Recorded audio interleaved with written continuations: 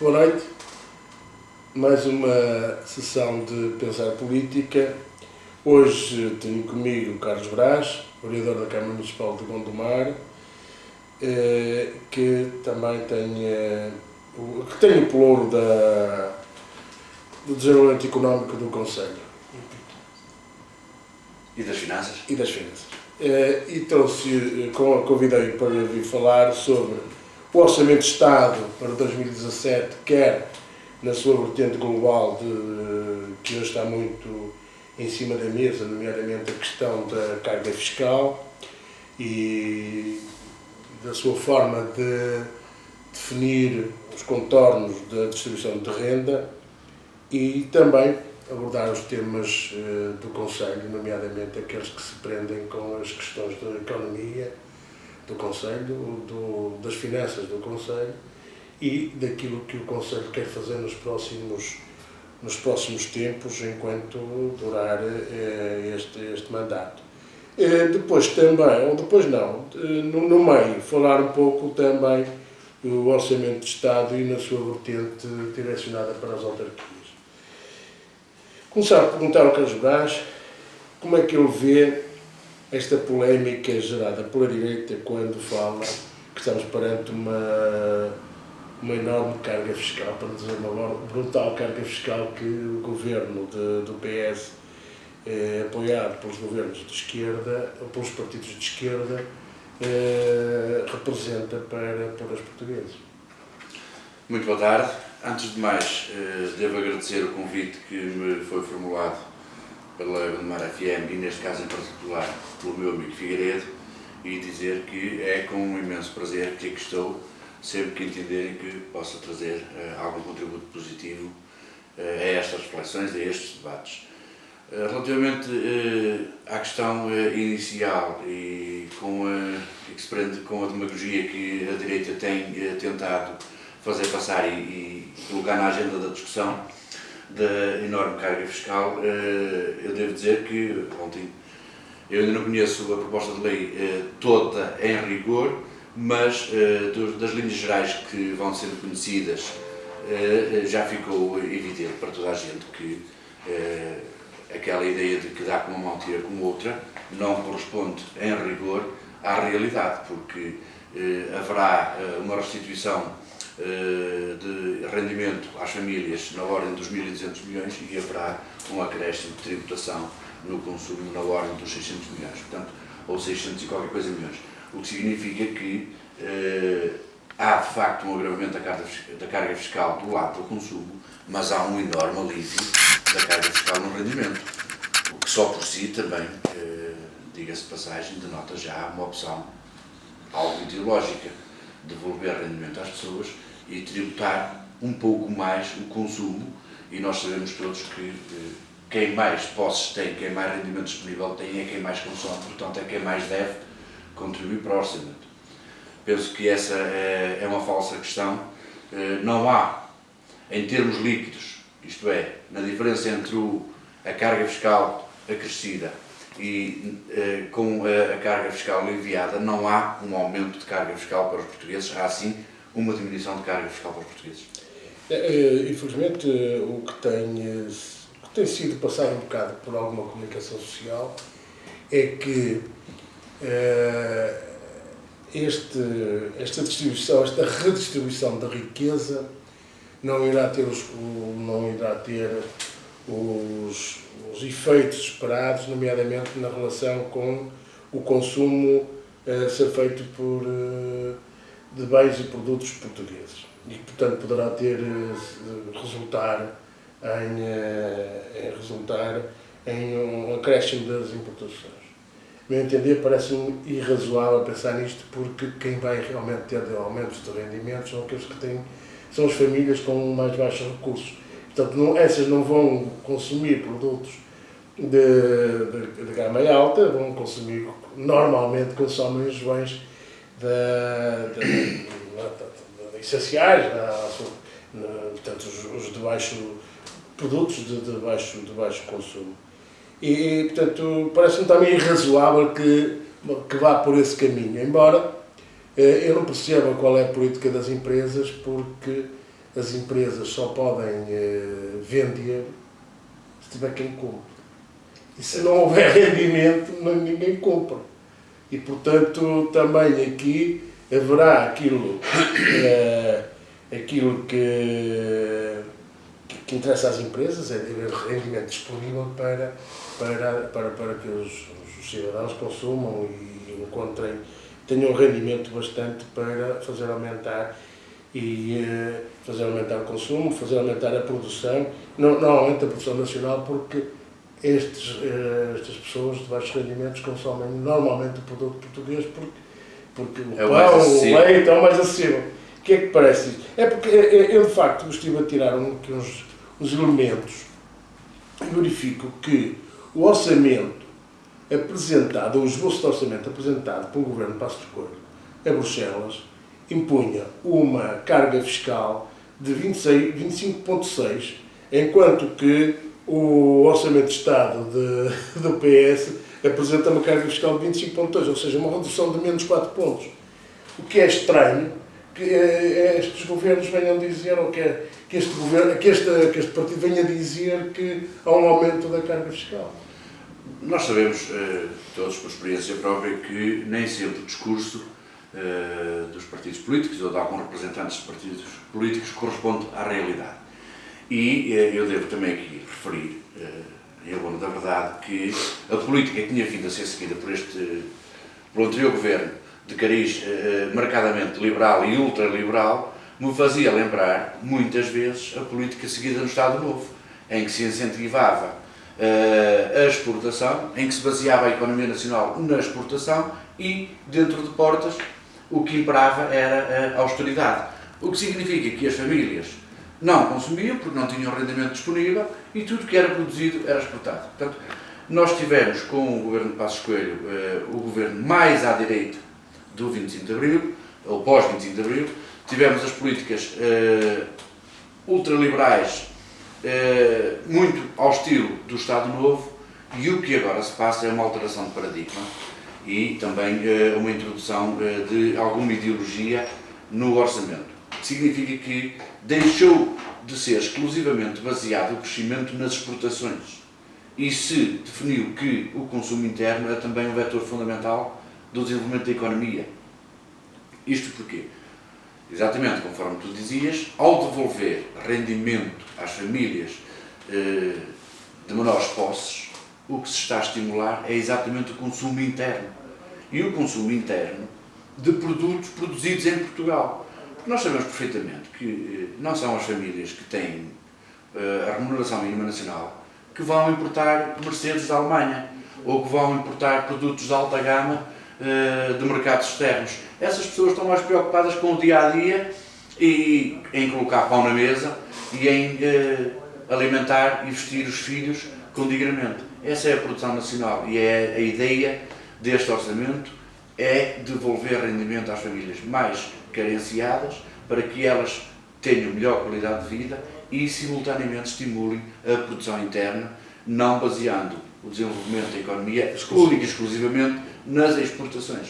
A política que se pretende agora seguir, ou que o governo estará a tentar prosseguir, está assente um pouco nos princípios keynesianos da economia, e em que normalmente são modelos direcionados para o curto prazo, porque são modelos que têm no consumo interno o seu centro de apostas, numa perspectiva de também ter um efeito positivo sobre o emprego e, portanto, desta maneira contribuir para o aumento do rendimento. Mas tem um risco enorme, que é efetivamente não ser acompanhado pelo desenvolvimento das economias colaterais, porque se nós, portanto, a exportação deve ser alimentada, deve ser acarinhada, mas as economias que não são compradoras, portanto, serem também elas próprias elas próprias crescerem para nos comprarem mais. O risco está, de facto, nessas economias não crescerem. E, portanto, nós podemos aumentar a dívida, aumentar o déficit, sem o contraponto do crescimento económico. Portanto, é uma política de risco, mas na política tem que haver riscos. E, sobretudo, tem que haver opções. Não é? A política é feita todos os dias de opções. E, da mesma forma que os anteriores governos tiveram a liberdade de optar pelo caminho a seguir, nós temos que, nesta fase e neste momento, também, acreditar que esta inversão de tendência se revela mais benéfica para a generalidade dos portugueses e, sobretudo, para a generalidade dos portugueses com menos capacidade de realizar despesa. O que dizias sobre as políticas keynesianas é verdade. O John Maynard Keynes defendia que a economia deveria ser estimulada pelo Estado, enquanto agente económico ele próprio, e através da realização de projetos financiados pelo Estado, introduzir riqueza na economia. O que nós verificamos aqui é um bocadinho a aposta na dinâmica própria da economia interna. Nós sabemos que Portugal tem uma economia frágil, pequena, extremamente dependente das economias europeias, nomeadamente do caso espanhol, que é espanhol e alemão, que são sobretudo os nossos principais parceiros, e, portanto, há uma enorme fragilidade da economia portuguesa nesse aspecto. Por outro lado, ao fomentarmos a economia interna, o consumo interno e a produção das empresas, estamos, de alguma forma, a minimizar ou a mitigar essa fragilidade. Porque se uma empresa em Portugal encontrar escoamento no mercado interno, certamente que não optará fundamentalmente por exportar. Nós sabemos que há sempre custos associados na exportação.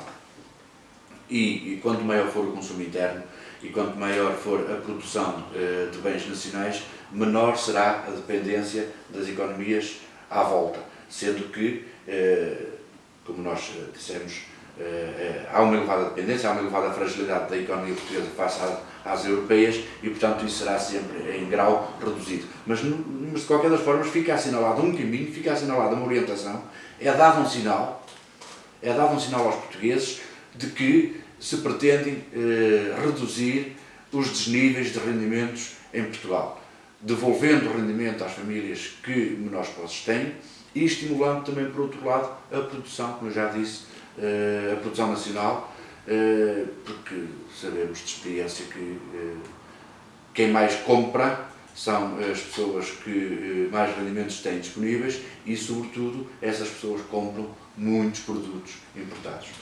Pois, quem mais tem normalmente a tendência é para isso, portanto, haver uma taxação maior dos produtos chamados produtos de luxo, como acontecia no passado relativamente às bebidas alcoólicas, que eram o whisky, joias, também eram taxadas a taxas de 30%.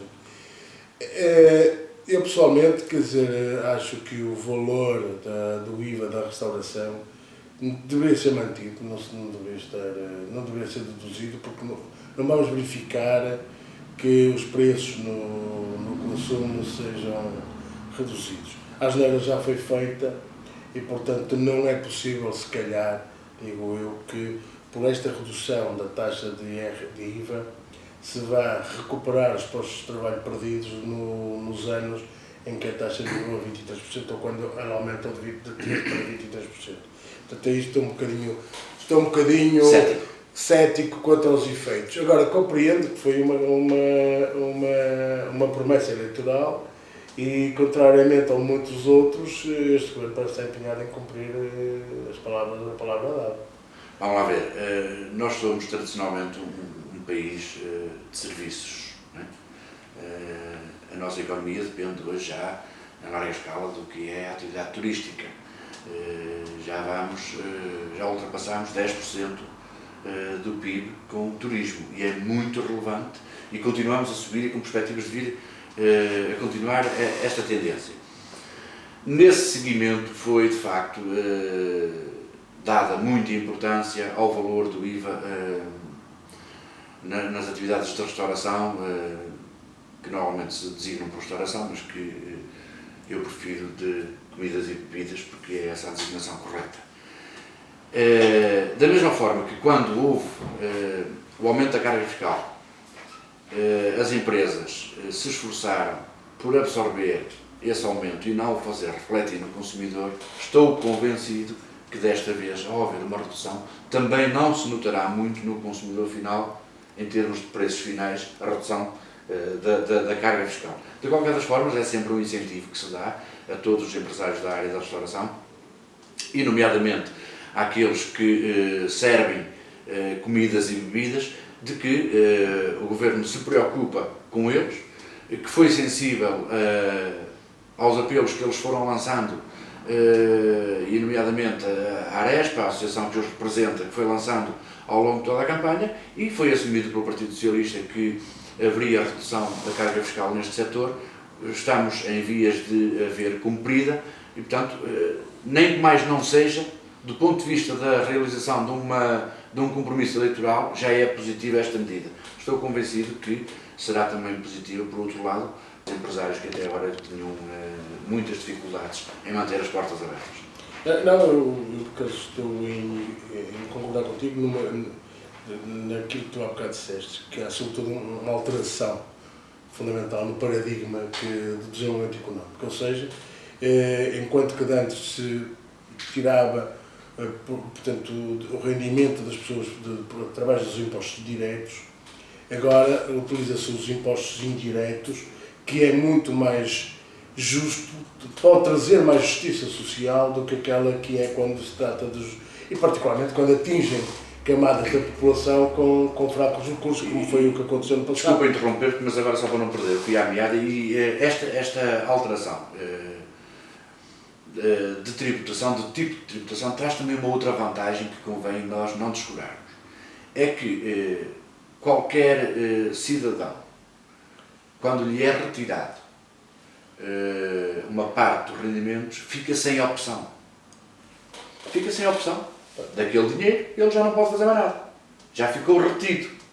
Ao passo que, ao tributarmos o consumo, nós deixamos ao cidadão uma opção fundamental, que é de gerar poupança. Também. O cidadão tem mais rendimento e fica ao critério dele consumir ou não essa margem de rendimento adicional ou aforrá-la.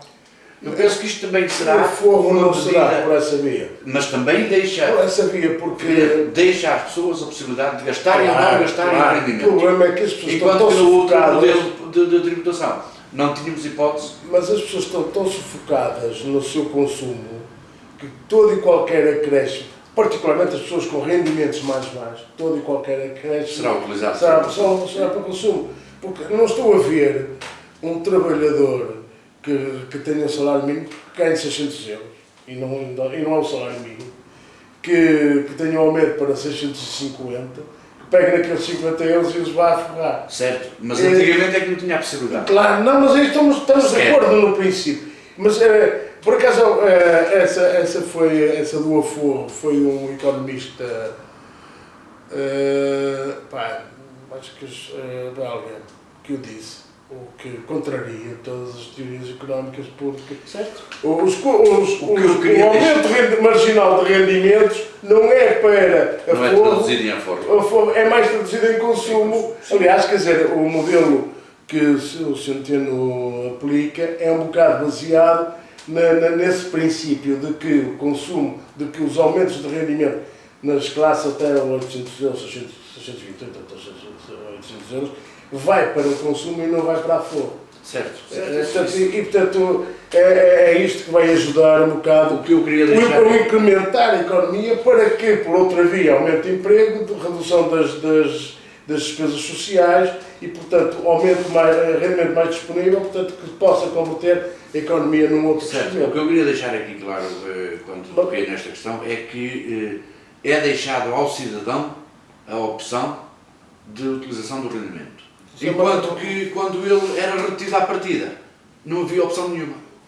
Portanto, temos aqui uma valorização das opções das pessoas também. Acima de tudo, quer dizer, o Estado deixa de ter aquele papel paternalista de dizer assim, eu fico com o dinheiro para gastar como quer. Portanto, vocês gastam mal, nós vamos guardá-lo aqui e vamos gastar bem. Olha, virando agora à página se calhar depois, mais tarde, podemos ir para lá para o Orçamento de Estado Nacional. Que efeitos é que achas que ele terá nos municípios? E este Orçamento de Estado na sua componente autarquias locais?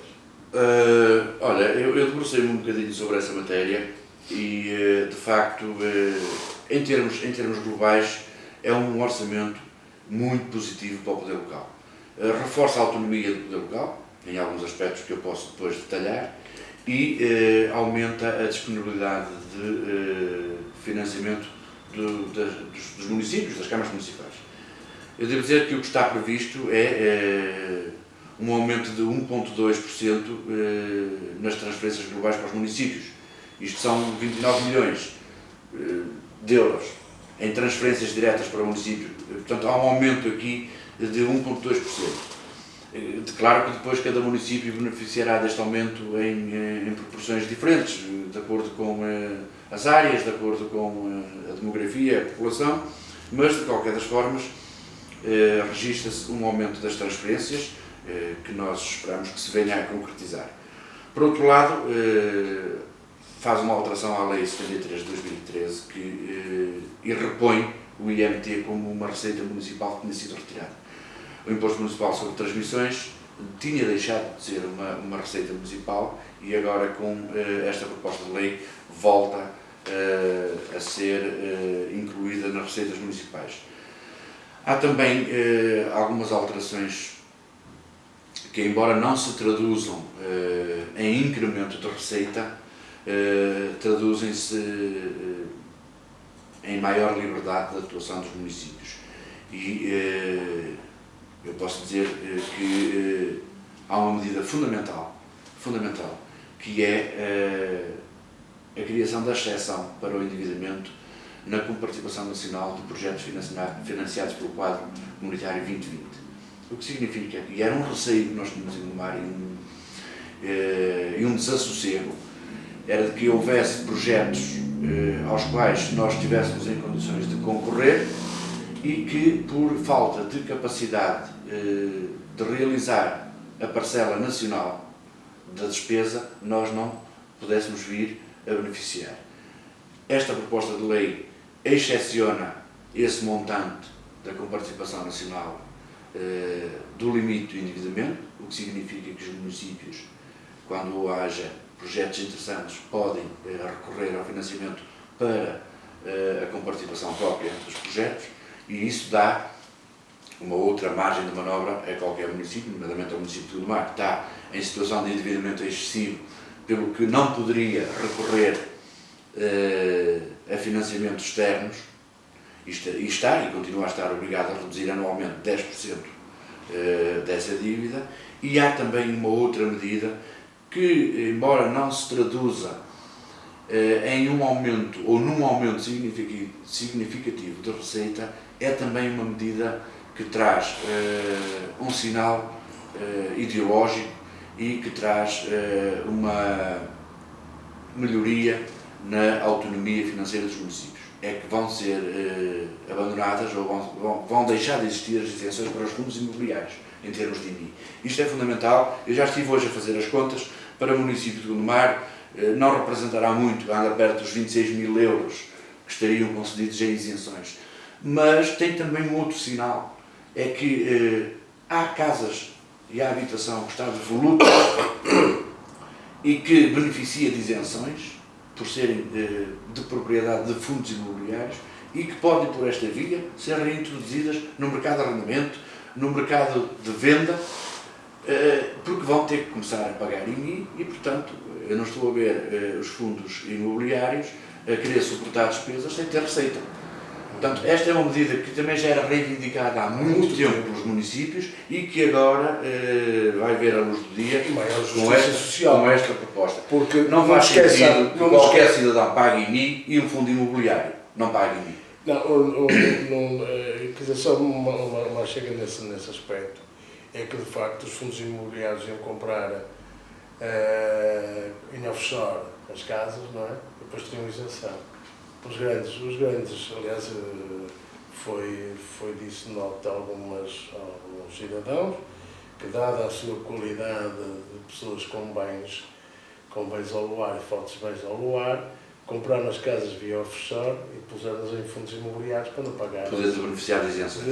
O que é inqualificável. Uma casa que vale 10 milhões de euros não pagar não pagar imposto e aquela casa da pessoa que às vezes até fica endividada e é penhorada porque não tem dinheiro para pagar o imposto, portanto tem de o pagar.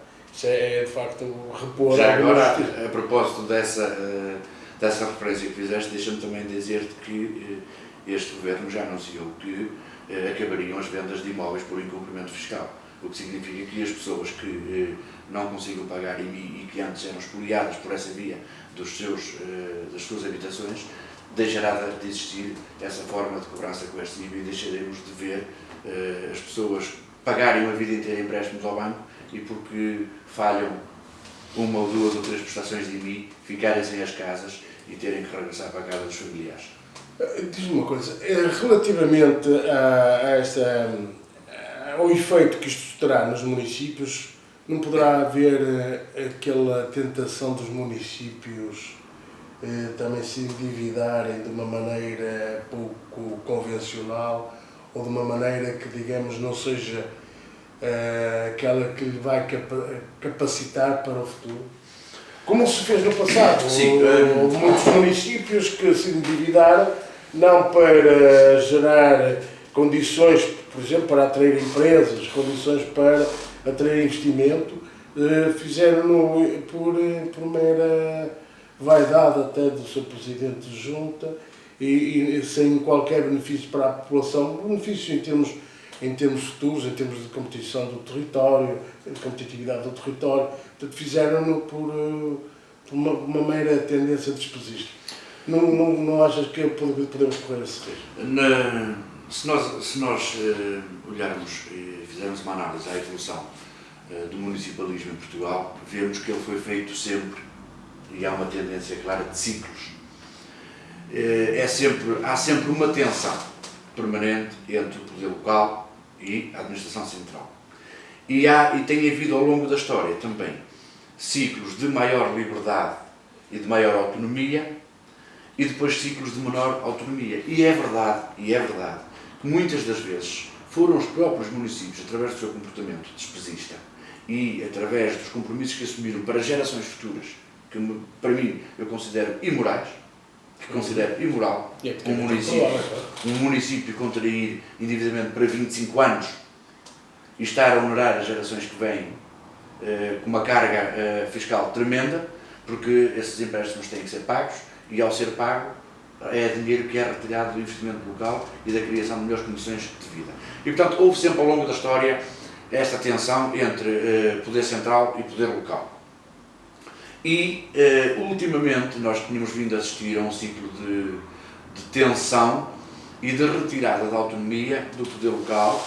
Há até alguns constitucionalistas que dizem que a autonomia é um princípio consagrado na Constituição, pelo que não deve ser violado através de nenhuma medida, ou de nenhuma lei, ou de nenhum normativo legal, porque a lei hierarquicamente de maior valor é a Constituição. O que é facto é que nós assistimos há alguns anos, e isso até é alvo de um trabalho que eu estou a fazer agora no mestrado de administração local, a relação entre os impostos municipais e os ciclos eleitorais, de ver até que ponto é que há relação entre uma coisa e outra. Houve muitos municípios que puseram em causa a sua estabilidade financeira. O modelo de regressão linear disso vai ser complicado. Vai ser difícil, mas vai ser possível. Houve muitos municípios que puseram em causa a estabilidade financeira e que agora até estão em dificuldades, alguns em saneamento, outros em recuperação, outros com necessidade de recorrer ao FAM, precisamente porque havia demasiada liberdade no recurso ao crédito e o crédito era usado muitas das vezes para despesas em capital, para realizar obra em anos eleitorais ou em anos pré-eleitorais e com isso conseguir a simpatia dos eleitores. O que tem acontecido agora nos últimos anos é uma diminuição brutal do endividamento dos municípios. Eles estão a diminuir todos, até por impositivo legal, a sua dívida e eu penso que nós não voltaremos a níveis de endividamento excessivos, até porque há penalizações nas transferências, até porque os eleitores estão cada vez mais alerta e eu penso que escrutinam cada vez com mais rigor a atuação dos responsáveis no sentido de impedir que esse então foram os grandes responsáveis, digo eu, por haver municípios excessivamente endividados, porque eles é que exigiam, digamos, que se fizesse uma obra nem que faraónica, nem que não servisse para nada. Mas eles exigiam, porque também eram moradores do município A, no município B, que tinha essa obra faraónica. Há casos desses, mas também há casos do contrário, Figueiredo. Também há casos em que os eleitores premiaram o rigor das contas. São menos eu lembro-me aqui, por exemplo, do Rui Rio, sim, que fez uma gestão rigorosa das contas, muito focado nas contas, foi premiado, sempre com reeleições sucessivas até ao limite. Na comunicação social isso foi, mas depois quem veio a seguir é que viu que as coisas não eram tão bem assim. Mas não fez uma gestão despesista, nem aumentou o endividamento de forma brutal e de maneira a condicionar as gerações seguintes. Também não foi... Não é um modelo de gestão que eu defendo. Nem foi o contraponto ao não despesismo. Sim. Porque não, a dívida do Porto manteve-se aos níveis em que estava quando ele tomou posse. Mas hoje em dia os municípios, quando entram em endividamento excessivo, são penalizados e quando têm que recorrer a mecanismos de saneamento, é-lhes reduzida a autonomia. Eu posso dar um exemplo. Claro, como Portugal tem uma autonomia condicionada. Uma liberdade condicionada. Da mesma forma que nós tivemos cá uma troika de forma permanente e contínua a verificar tudo o que eram medidas adotadas, os municípios também têm. E a própria criação do FAM, do Fundo de Apoio Municipal, obriga a que quando um município recorre, fica limitado. Já não pode tomar todas as decisões que tomaria se não tivesse necessidade de recorrer. Uma delas é, por exemplo, as taxas de IMI. Nós temos em Gondomar, no caso de Gondomar, taxas de IMI baixas e em algumas das freguesias é a mesma taxa mais baixa do país, mas se tivéssemos que ir ao Fundo de Apoio Municipal, elas teriam todas que ser fixadas no máximo. Portanto, é uma opção difícil para um Presidente de uma Câmara ou para um Executivo cair no endividamento excessivo, porque depois fica coartado, na autonomia. Fica maniatado. Ora bem, e portanto já vimos esse aspecto. Agora vamos falar um pouco sobre Gondomar e o futuro de Gondomar. Gondomar, reconhecidamente na área metropolitana do Porto, é um município com menos desenvolvimento económico, é um município que tem que reconhecidamente tem um déficit de desenvolvimento e que, portanto, se espera que o novo poder instalado há 2 anos em Gondomar crie condições para que se entre num ciclo diferente, que é um ciclo de desenvolvimento económico. E, portanto, essa parte, o que é que o município está a fazer sobre isso? Já houve mas é pouco. Sim. Mas é alguma coisa. É alguma coisa. Vamos lá ver. É preciso ver que Gondomar desenvolveu-se durante muitos anos com a premissa de ser uma cidade periférica do Porto e de ser uma cidade que oferecia alojamento a baixo preço. Esse foi o paradigma de desenvolvimento. Alguma especulação imobiliária e construção de habitação a preços mais baixos do que outros municípios. O que, de facto, conseguiu atrair para Gondomar muita gente que pouco tem depois no dia-a-dia a ver com o município, que apenas o usa como dormitório. Esse foi durante muitos anos o desenvolvimento. Especulou-se nos terrenos, construíram-se casas de qualidade média e média-baixa e a preços extremamente concorrenciais. Nós temos um problema estrutural em Gondomar e que marca toda a política que vier a ser seguida em termos de desenvolvimento económico. Primeiro, tivemos uma imagem muito má, criada por uma série de questões ligadas a representantes do poder local e a questões judiciais e que transmitiu para os investidores muita incerteza e muito receio de cá virem fixar os seus investimentos. Portanto, a nossa principal preocupação inicial foi fazer um caminho de mudança desta imagem que o país tem do município. Depois temos um outro problema também com o qual nós nos defrontamos, é que geograficamente nós temos pouco solo apto para áreas de acolhimento empresarial. Temos muitas serras, temos uma geografia muito acidentada, temos uma grande área florestal com o risco de incêndio alto e muito alto, o que condiciona a instalação de áreas empresariais. E estas duas questões, a questão da imagem e a questão da pouca disponibilidade de solo empresarial, estão a condicionar de alguma forma, ou de uma forma muito marcada, a captação de investimento. O que nós tentamos fazer para reduzir isto é maximizar ao máximo as áreas que existem e atrair investimento para Gondomar, para dentro daquelas áreas industriais que existem designadas. Está também nos nossos horizontes vir a criar uma outra área de acolhimento empresarial, mas que ainda não foi possível concretizar por causa das limitações e das condicionantes impostas pela geografia e pelo risco de incêndio. Estamos a trabalhar para ultrapassar estas questões e oferecer aos investidores um novo local com boas condições de fixarem as suas empresas.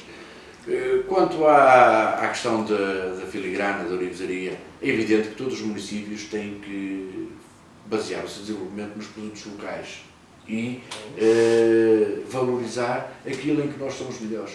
Se nós somos bons e únicos a produzir ourivesaria, se nós somos bons e quase únicos a produzir filigrana no país, penso que muito do desenvolvimento tem que passar por aí. E nós temos feito uma aposta, eu pessoalmente tenho feito uma aposta muito grande na questão da divulgação, da promoção da ourivesaria e da filigrana, e temos já agora a funcionar o Gondomar Roller Park, já com empresas lá instaladas e incubadas, para já 2 virtuais, temos já candidaturas e no dia 19 será feita a primeira reunião do júri para avaliar as propostas que nos surgiram, para que os jovens empreendedores possam encontrar ali o espaço para desenvolver a atividade ligada à ourivesaria. Tudo o resto do setor comercial, nós fizemos algum apoio também ao comércio local e temos vindo a fazer através daquelas campanhas de dinamização do comércio no Natal, com o Compre Mais Local. Temos um setor agrícola residual. De qualquer das formas, nós iremos promover em maio uma exposição de atividades empresariais com vista a reunir os empresários, os industriais de Gondomar, dar a conhecer, em primeiro lugar, aos gondomarenses que há indústrias de excelência e que há produtos de excelência produzidos em Gondomar, e depois dar também a conhecer à região, ao norte, a excelência da produção de Gondomar, da produção ao nível industrial. A Gondomar, que eu me lembro, foi ao longo de muitos anos considerada a horta da cidade do Porto, ou seja, o local onde a agricultura tinha uma grande expressão. Hoje a agricultura também é representativa, quer dizer, como é um elemento central também para o desenvolvimento, ou seja, para que deixemos de importar aquilo que comemos. Gondomar está a pensar a agricultura como também um polo de desenvolvimento local. Temos, além da agricultura, temos a floresta, não é? Sim. O que nós podemos verificar é porque que... eu só queria ver este ponto porque eu depois queria ir para o desenvolvimento que está projetado relativamente à requalificação da zona ribeirinha. Sim. Mas acho que, não sei, acho que podemos um pouco essa... Nós temos ainda alguns produtores de hortícolas. Alguns produtores de hortícolas ainda existem, mas em termos gerais, e ao nível do concelho, a expressão económica da atividade agrícola é muito pequena.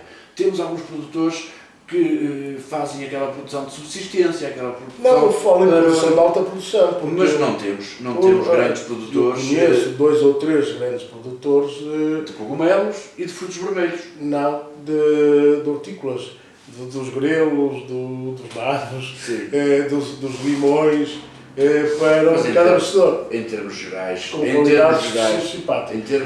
Para o município, a expressão económica claro global que não é, é reduzidíssima. Não poderia ser... Nós temos aí algumas empresas, nós temos aí algumas empresas especialistas na área de aconselhamento e de consultoria agrícola. E temos estado até a trabalhar em parceria com eles. Uma delas é a Espaço Visual, que é uma empresa que faz acompanhamento a startups e faz estímulo a startups dentro da agricultura. Há alguns nichos interessantes que se calhar poderão vir a dar frutos mais à frente, frutos económicos, claro. Que se vejam. E, por exemplo, foi constituída há pouco tempo cá em Gondomar a Federação Nacional dos Produtores de Cogumelos. Sim. Há alguns produtores de cogumelos em Gondomar, nós temos estado até a acompanhar alguns deles e a fixação de outros que podem consistir, todos englobados, um nicho interessante do ponto de vista económico para a produção agrícola. Há também algumas promessas na área dos frutos vermelhos ou dos pequenos frutos que pode vir a dar algum rendimento, mas no geral, até porque os terrenos mais aráveis são naquelas freguesias que têm vindo a ser despovoadas gradualmente. E, portanto, nós vemos que há um abandono, uma redução demográfica no Alto Conselho, que era onde, à partida, haveria os melhores locais com melhor apetência para a produção agrícola.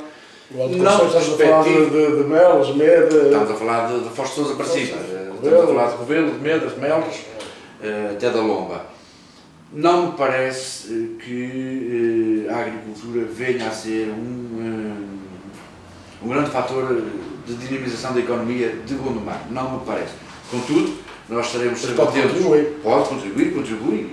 Nós estaremos sempre atentos a todos os sinais que possam surgir nessa área e, obviamente, uma das coisas que nós fazemos e que temos sido procurados por isso é localização de espaços para instalação de empresas. Eu posso dizer que a Junta de Freguesia da Foz de Sousa tinha um terreno desocupado e, tendo nós sido abordados por um produtor de cogumelos, dissemos à Junta que poderia encontrar ali uma fonte de receita, ainda que simbólica, não era isso que vai fazer do orçamento da Junta, mas estimulava-se a criação de um novo produtor e, simultaneamente, o terreno está muito melhor se estiver ocupado do que se estiver abandonado. Portanto, estamos sempre atentos a tudo que possa surgir manifestações de interesse nessa área. Eu estive a dar uma vista de olhos ao planeamento da Câmara Municipal de Gondomar e vi lá o plano estratégico de desenvolvimento na área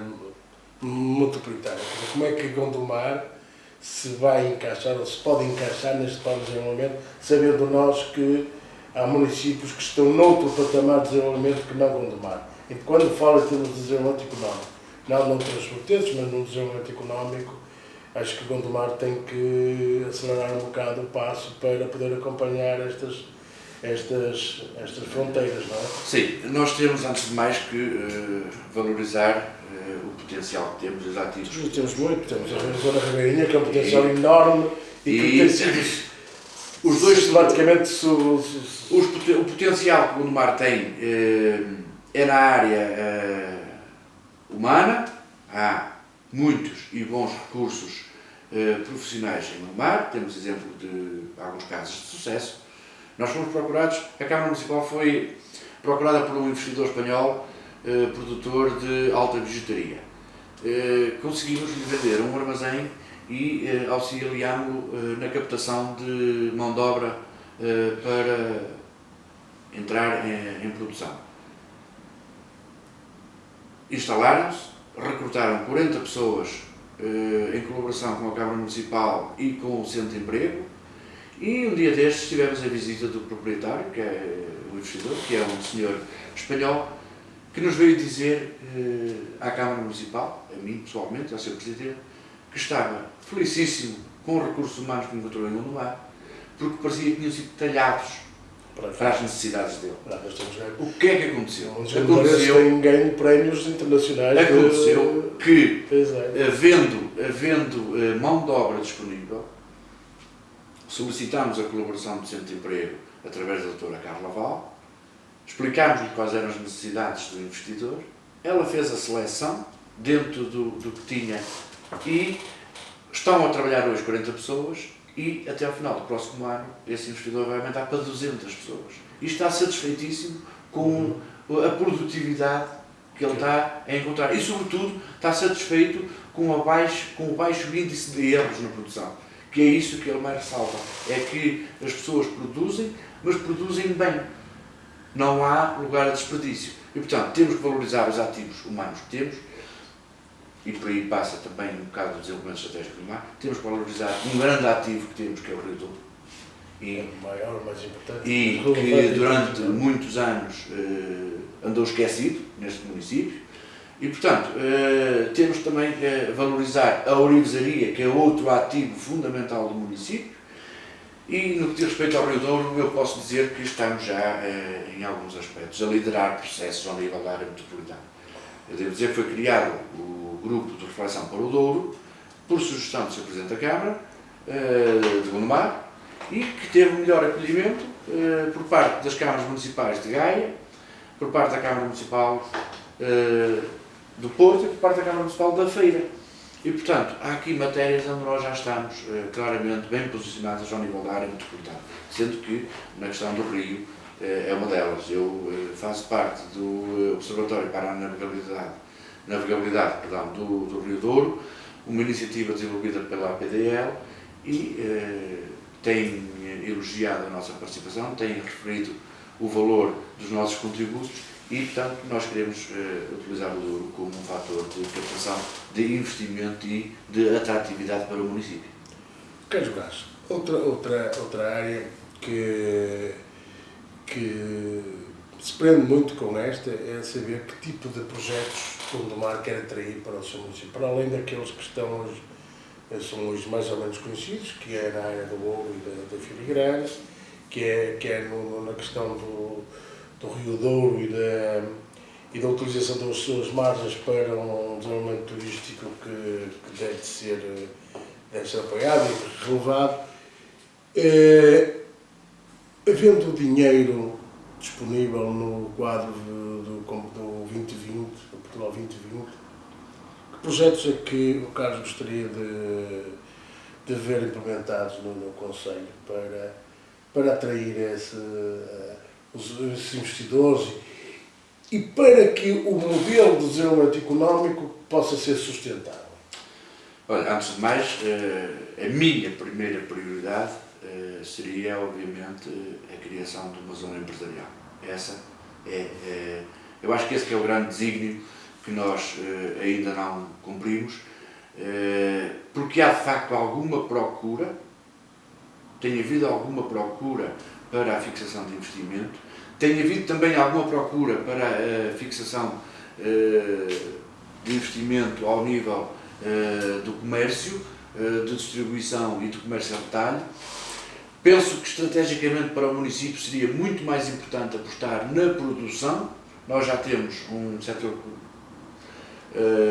comercial relativamente bem desenvolvido, temos um setor produtivo ainda algo incipiente e, portanto, se eu tivesse possibilidade de estalar os dedos e concretizar, o que eu faria em primeira mão era a criação de uma zona empresarial para acolher, para poder competir com os municípios vizinhos na captação de investimento. Nós temos municípios aqui à volta que têm condições de investimento muito favoráveis para os empresários.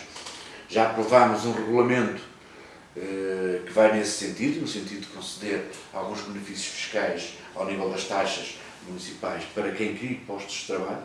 Nós já temos em vigor esse regulamento e já há até, inclusive, algumas empresas a beneficiar dele. Depois era também importante que nós internamente estivéssemos dotados de mecanismos de resolução rápida das questões ligadas aos licenciamentos. Nenhum empresário hoje em dia tem paciência para andar. Foi criado o gabinete do empresário. Já existe, sim. Nenhum empresário tem paciência para andar de balcão em balcão a pedir licenças. Ainda não atingimos o patamar que eu gostaria que fosse atingido em termos de atendimento aos empresários. É evidente que Roma e Pavia não se fizeram num dia e nós temos consciência que não está tudo feito, não é? Mas gostaria muito de ter melhores condições para acolher empresários e, sobretudo, gostaria muito de ter condições competitivas em relação aos municípios que nos rodeiam. Penso que é possível. Por outro lado, acho que, diretamente ligado ao 2020, temos um projeto também em que nós fomos pioneiros, que é a questão do Parque das Serras do Porto, em parceria com Paredes e em parceria com Valongo. Projeto acarinhado pela área metropolitana, que diz respeito a mais do que um município. Isto revela também uma postura diferente. É que nós temos que conversar com os nossos vizinhos, temos que dialogar com os vizinhos e temos que encontrar nesse diálogo pontos de convergência, interesses comuns e criação de sinergias para desenvolver. A mesma coisa se tem visto em relação ao Douro e àquela questão do cais que deu tanta polémica recentemente, o cais da Lixa e o cais de Covelo. É um projeto que, sendo em Gondomar, não visa só servir Gondomar, visa aliviar um bocadinho o Porto e Gaia da carga que tem vindo a ser crescente de navios. Nesse aspecto, eu por acaso ontem estava a refletir sobre isso e dizia, escrevi em qualquer lado, já não sei o quê, que o Porto está saturado. Os turistas já não têm paciência para estarem num autocarro um tempo infinito, portanto, parando para maior mobilidade. Gondomar poderia ser uma escapatória para para ser atrativo, ou, portanto, trazer uma rota desses turistas que chegam ao Porto de Leixões. Então eu vou-te dar uma novidade. Mas, por acaso, uma das coisas que eu não vejo, a divulgação da filigrana foi um sucesso, na minha perspectiva. Agora, não vejo a divulgação daquilo que Gondomar também tem, para além disso, das curiosidades, dos poucos, é verdade, dos poucos monumentos que tem, ou das poucas coisas que tem com interesse. Acho que aí não tem havido. Na página, no site da Câmara, está lá isso, mas acho que deveria haver uma maior divulgação. E isto depois confronta-se diretamente com a falta de alojamento para esse é o grande déficit ao nível de atratividade ligada quer ao turismo de negócios, quer ao turismo de lazer, quer até ao turismo de eventos. De facto, Gondomar nunca soube captar um empresário da hotelaria. Nós temos feito alguns esforços para recuperar alguns projetos que tinham sido abandonados pelos anteriores executivos, mas ainda não conseguimos atrair para Gondomar a instalação de mobilidade hoteleira. De qualquer das formas, eu estava a interromper dizendo que iria deixar uma novidade e em primeira mão posso dizer que foi uma aposta minha a criação da Rota da Filigrana. O turismo achou que nós ganharíamos visitantes se, em vez de promovermos só as peças de filigrana, promovêssemos o processo produtivo, e posso dizer que fechei já com o maior operador mundial de cruzeiros fluviais, que é a Senic, que entrará dentro de algum tempo em operação no Rio Douro.